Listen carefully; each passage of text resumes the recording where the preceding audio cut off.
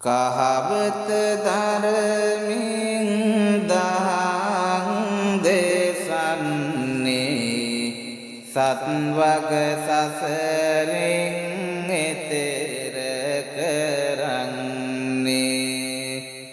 සංබුදු දහමෙහි ජීවය වන්නේ මහා සංඝරුවනයි මම ගමින් ගමට ගොස් යහමග කියන නොමගට ගිය අය සුමගට යවන කහවත දරුපින් සරු සංගරුවන වදිනමියේ පිලින් ලැබගමිනිවන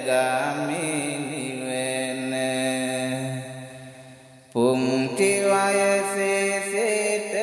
කහවත දරුවේ හිංසාවෙන් තොර පිළිවෙත් පිරුවේ මුළු ජීවිතයම දහමට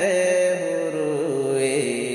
දහස් ගණන් සිත්